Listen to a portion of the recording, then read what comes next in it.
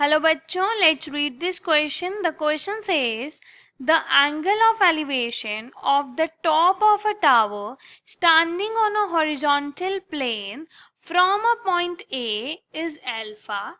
After walking a distance d towards the foot of the tower, the angle of elevation is found to be beta.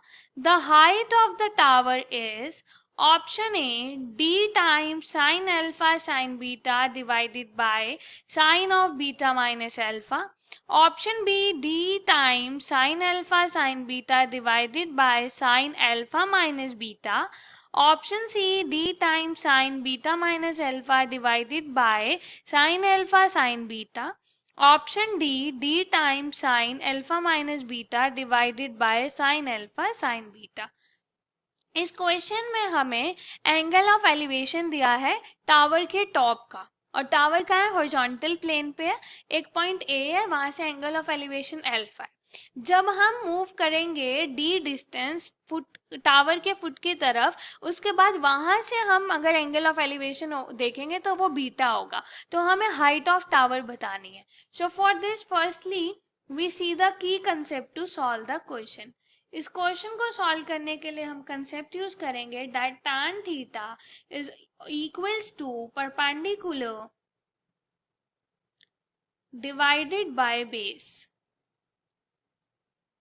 And हम एक formula use करेंगे that is sine of a minus b is equals to sine of a cos of b minus cos of a multiplied with sin of b.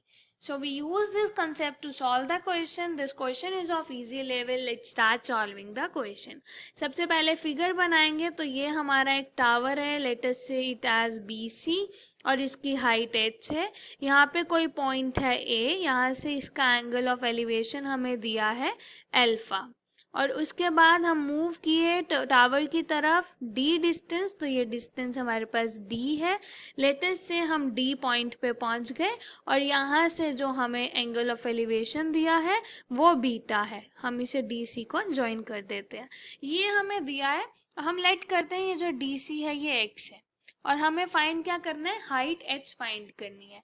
सो इस figure की help से solve करेंगे। In triangle सबसे पहले हम triangle लेंगे ए C B, बड़े वाला ट्राइंगल ए सी बी, तो हमारे पास आएगा tan of alpha is equals to perpendicular height है डिवाइडेड बाय बेस, इसमें पूरा होगा x प्लस डी। यहाँ से हमारे पास क्या आ जाएगा, x plus D multiplied with tan alpha is equals to h। ये हमारी होगी इक्वेशन 1। अब हम दूसरा ट्राइंगल लेंगे, छोटे वाला triangle, that is in triangle B C D. यहाँ पे आ जाएगा tan beta equals to perpendicular इसका h है, बेस इसका x होगा, तो यहाँ से हमारे पास आ गया x is equals to h divided by tan beta. This is our equation 2।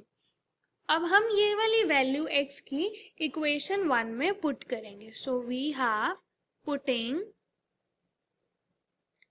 Value of x in equation 1, तो हमारे पास क्या आएगा, x प्लस डी था तो ये हो जाएगा h divide by tan beta plus d whole multiplied with tan alpha equals to h। तो यहाँ से क्या आ जाएगा, एलसीएम लेंगे इसको सॉल्व करने के लिए, तो ये आ जाएगा h plus D times tan beta divided by tan beta and whole multiplied with tan alpha equals to h। Further solve करेंगे, ब्रैकेट ओपन करेंगे और क्रॉस मल्टीप्लाई करेंगे, हमारे पास आएगा h times tan alpha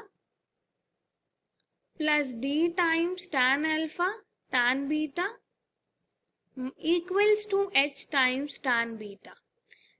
h वाली टर्म एक ही साइड करेंगे, हमारे पास आ जाएगा यहाँ पे d times tan alpha tan beta equals to h times tan beta minus tan alpha, और यहाँ से अब कॉमन लेंगे h को, सॉरी यहाँ पे भी h है, यहाँ कॉमन लेंगे h को, तो हो जाएगा tan beta minus tan alpha, और लेफ्ट हैंड साइड सेम रहेगी d times tan alpha tan beta. हमारे ऑप्शन साइन की टर्म्स में है तो हम इसको साइन और कॉस में चेंज कर लेंगे। tan को हम लिख सकते हैं, tan थीटा होता है sine theta upon cos theta. So d times sine alpha divided by cos alpha multiplied with sine beta divided by cos beta equals to h times यहाँ पे आएगा sine beta divided by cos beta minus sine alpha divided by cos alpha. इसको further solve करेंगे तो d times sine alpha sine beta divided by cos alpha cos beta और LCM लेंगे, this is h times sign beta cos alpha minus sine alpha cos beta and whole divided by cos beta cos alpha। यहाँ से ये denominator वाली term cancel हो जाएगी। So we have d times sine alpha sine beta equals to h time, ये formula बन जाएगा sine of beta minus alpha का। So we have h is equals to d times sine alpha sine beta and divided by sine of beta minus alpha. So this is our final answer, that is option A. Hope you understood it well. Best of luck. Thank you.